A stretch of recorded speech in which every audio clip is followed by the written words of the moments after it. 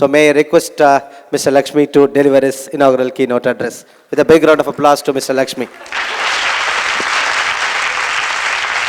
Thank you very much, Andrew, and good morning, everyone. Distinguished educationists, industrialists gathered here on the stage, in the audience, and respected students who have had the opportunity to participate in this event. Let me add my welcome to all of you. It's indeed a great pleasure for me to be here, spend the morning with all of you, talking about what is it that we need to do as we progress ICT Academy and progress skilling and technical education in this country. Just a brief background. In the last 7 years, ICT Academy has been able to create an impact in the participating colleges and universities who have benefited by developing their teachers and faculty, who have in turn created fantastic students that helped this industry grow rapidly in the last 7 years. Great deal of work has been done by the industry partners. Many of the partners are represented here, primarily the technology partners who have come forward to help educational institutions with software, with training, with course content, with actually conducting lectures that has benefited so many students in the states and some nearby states, so much so that the largest proportion of people entering the IT industry today in India, in the entire country, is from the state of Tamil Nadu, which is something that ICT Academy can be proud to say that they have played a small role in achieving that. That is the work that we have done so far. Now it's time to change or reinvent ICT Academy, reinvent the participating educational institutions, reinvent the type of collaboration that we have with industry, and reinvent the way that we interact with the government. I'll tell you 2 other steps that are leading to this type of invention, and then talk about what this reinvention is all about. First one is, simultaneously with this ICT training, information and communication technology training, and the revolution that we have seen in terms of hardware, networking products, ubiquitous availability of broadband, etc., that has set in motion an unstoppable entrepreneurial, innovative environment. For this to sustain, or for people to participate in this, there is a parallel skilling that has to happen in this country. Development of skills, not just in information technology, IT, but in all other areas, in manufacturing, in oil and natural gas, in domestic services, in medical services, etc. And the reason why it is important for us in the technology field is much of the skilling, much of what's happening in every industry today is driven by technology. So we have an extremely active role to play, number one, and an opportunity for us to make a difference in every other industry. I'll just take one example of how it has been structured. All of you will be familiar with the National Skills Development Corporation, NSDC, which is mandated with the mission of creating 100 million skilled people in the country in the next 7 to 8 years. As part of that program, NSDC has established sector skill councils in each of the industry segments. There are close to about 34 sector skill councils in the country, and there is one for the IT and the ITES, IT-enabled services of the BPO industry, which comes under the umbrella of NASSCOM, that caters to the technology industry. Likewise, we have one for the medical industry, hospitality industry, construction industry, defense manufacturing, electronic manufacturing, so on and so forth. Different sector skill councils. And the job of the sector skill councils is to define occupational standards, national occupational standards, and define qualification packs which can be used as the basis by the industry for training, for assessment, and for recruitment. That's the primary function of the sector skill councils. They define standards, define course content, train the trainers, assess the students who are being trained, either as part of educational line in the academic line or a pure vocational line in the ITAs or other training institutions. Once they are certified, they are available for the industry to hire.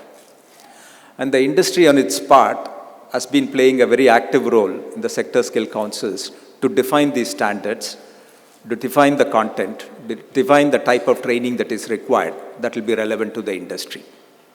Okay. And they've also made the commitment that progressively the industry will hire only people who have been certified by their respective sector skill councils. Okay, this is a very, very important point. And we in the IT industry are also gradually progressing towards that.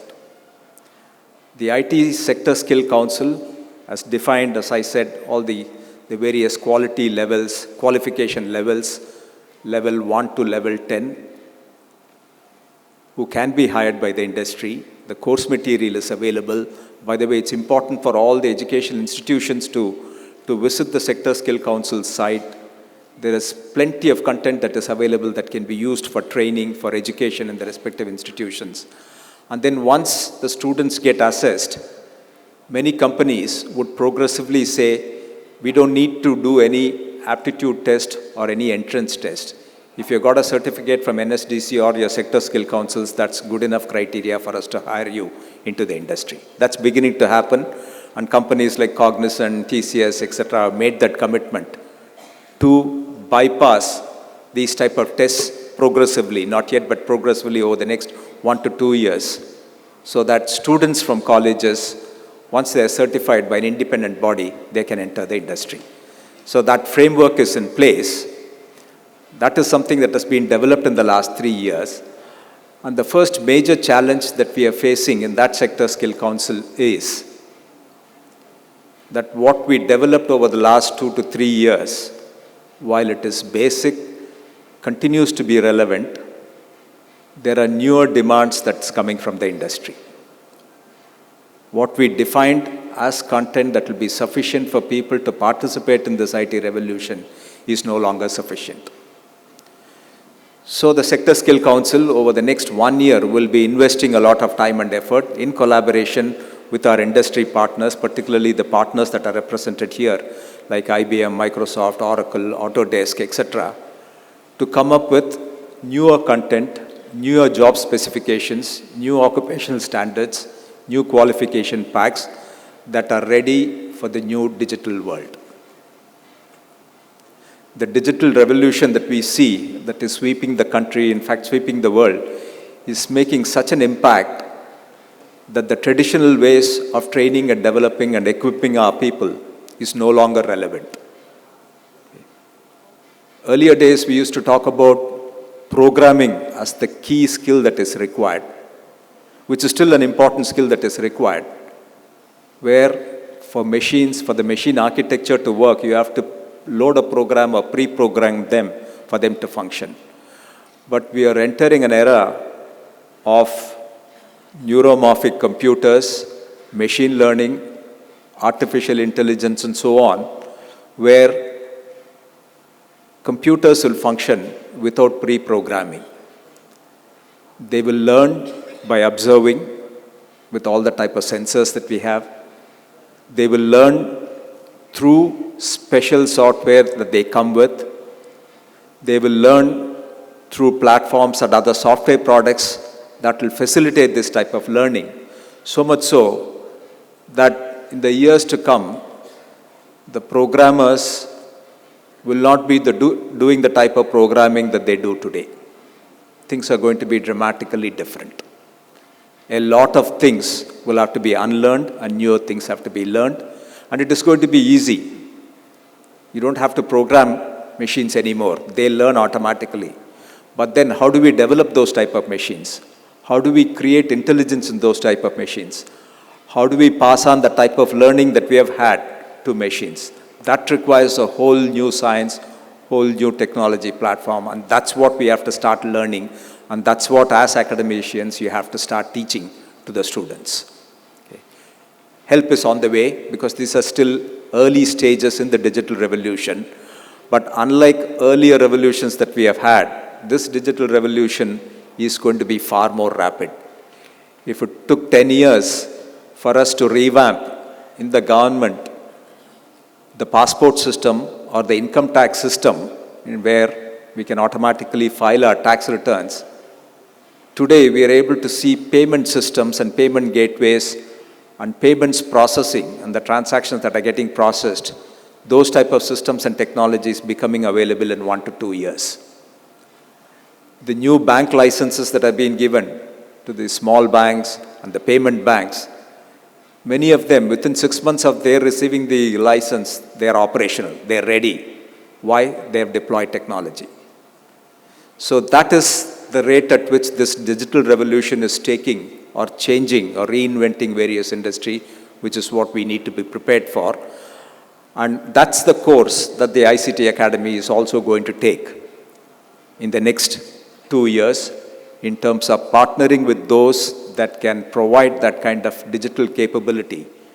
One, to the ICT Academy itself as a first step, and then to the academic institutions, and encourage industry to participate, work with the academia in creating a newer generation of students who will be far more innovative, entrepreneurial, and much more knowledgeable, and much more capable of learning on the fly than the students of today. There are 3 important aspects that are going to be part of this revolution. The first is the opportunities. I talked about the opportunities in the industry. The biggest opportunity is going to be in the government. Globally, governments of various states, various countries are the ones who spend the maximum amount of money on technology, because the governments serve the entire population, provide a variety of services. There's a diversity of services that have to be provided, and technology is the only tool that can ensure high quality service being delivered in a fair and equitable manner to all the citizens. We are really backward. We as a country, the governments have not adopted technology systems at the rate at which it should have been. But we see that changing. We see that realization in the part of government to use technology to improve the citizen services. And that's a big opportunity area.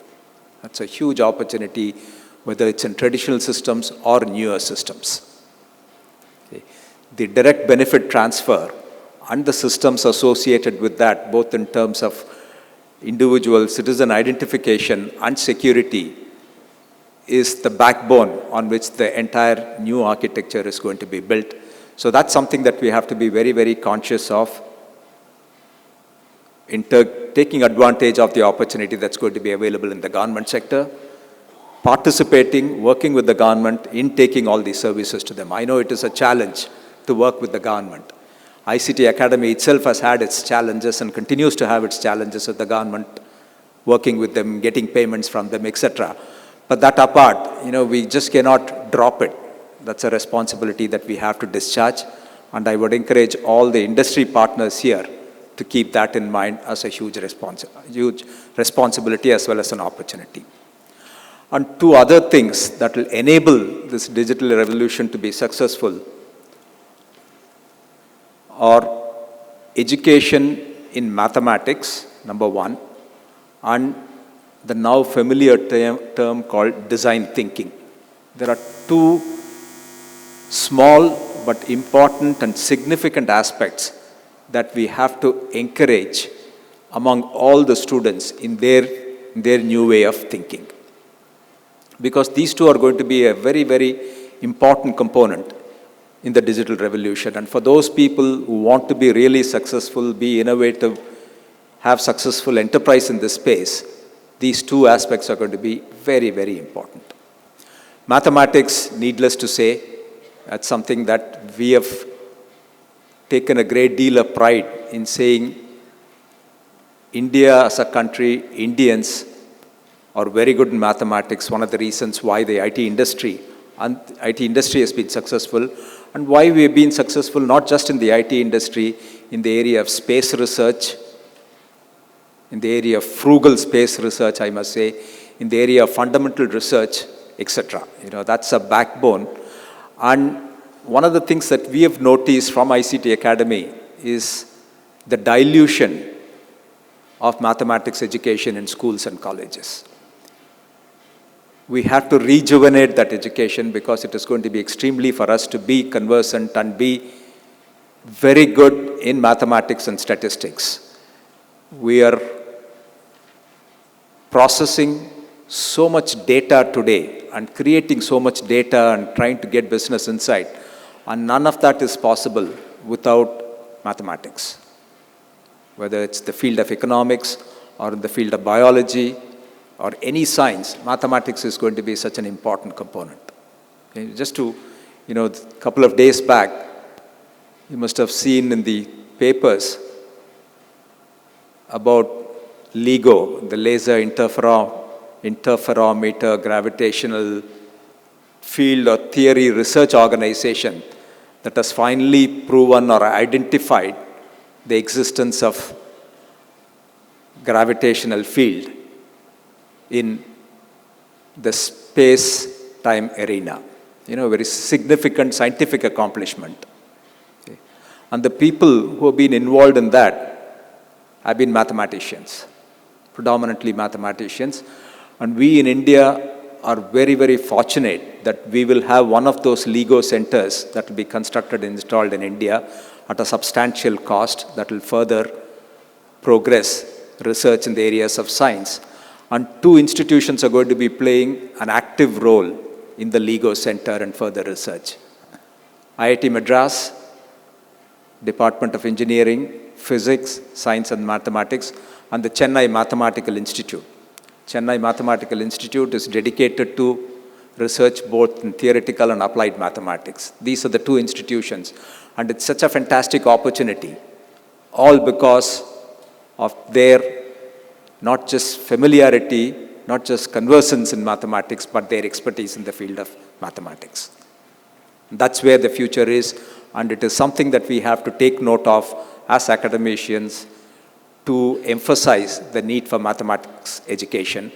And surely we in ICT Academy are going to be spending a lot of time and effort in encouraging education in mathematics across the board, both in arts and science colleges, as well as emphasizing or introducing newer type of mathematics and engineering institutions. And the second thing that we have to think about is, I mentioned, design thinking, a whole new way of looking at the new world. Very, very fundamentally different way of looking at it. There are various definitions. The design thinking has been defined by various industry in different formats, all of them from their limited perspective. But it is a broad term.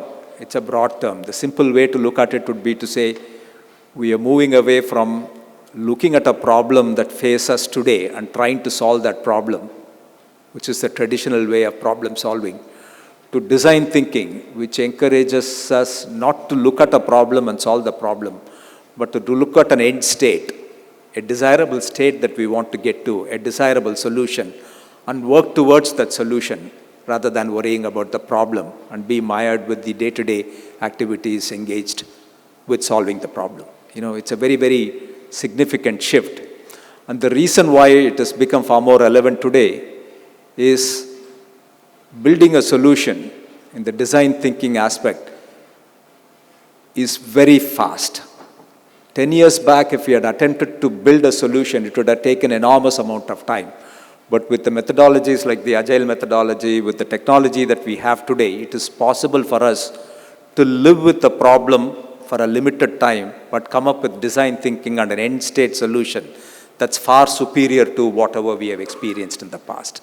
So this requires a whole new mindset, which if we start at the school level and at the college level, we'll be able to produce tremendous number of students who will be equipped to challenge the status quo, to challenge the way we solve problems, but apply design thinking principles to come up with a new, much broader world that is going to be fun to be living in. And we are already experiencing many of those aspects, the design thinking world. The new products, the new experiences, the new websites that we visit, the way we buy products, the way we buy jewelry, etc. is fundamentally different from the way that we've been transacting business in the past. So that's another aspect that, again, along with the academic institutions in the industry, ICT Academy will focus on in the next couple of years to gain expertise, to make sure that we take the millions of student community into the new digital world with sufficient experience, expertise, and learnability in mathematics and design thinking.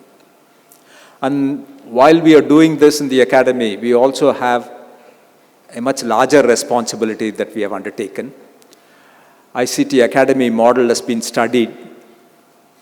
It has been rated as one of the successful models where industry and academia collaborate to deliver value to industry and create a win-win situation. Students win, the colleges win, industry benefits, and government also benefits by applying these skills to government systems.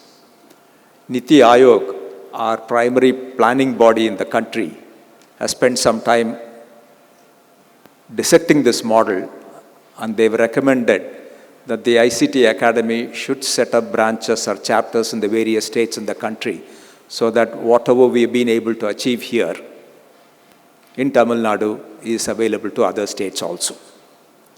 Now, that's a huge challenge. That requires a lot of finances, that requires a lot of people working together, that requires ICT Academy to gear itself up for a much bigger national role than the kind of a regional role that we have been playing hitherto.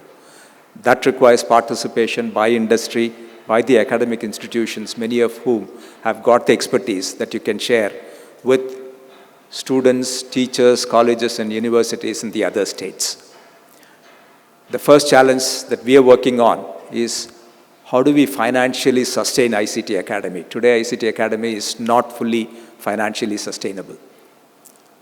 Government support is needed for it to be fully sustainable, and government support is required in the area of expanding it to other states.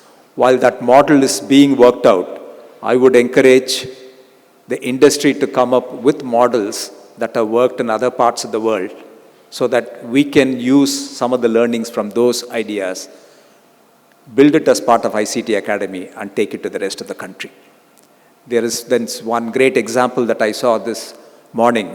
There is Mr. Gururaj who has come from a Vittal Innovation Center. That's something that is going to be set up in Andhra Pradesh, dedicated to, it's like a science park, dedicated to innovation, entrepreneurship, manufacturing in all areas. They already obtained some, I'm sure he's going to talk about it. I don't want to take the thunder away from his speech, but large parcel of land. But they are modeling it after a similar center that's available somewhere else, successful elsewhere in the world. So by learning from those type of centers, it's possible for us to jumpstart our ideas, our journey into the new innovative world, which is exactly what we are planning to do in the area of ICT Academy and taking it to the other states as well. And we encourage greater participation from industry in this aspect. And I want to finally thank everyone present here who have helped us, ICT Academy, through this 7 years of journey, come to where we are, and hoping that your participation and support will be available in the future journey as well. Thank you very much.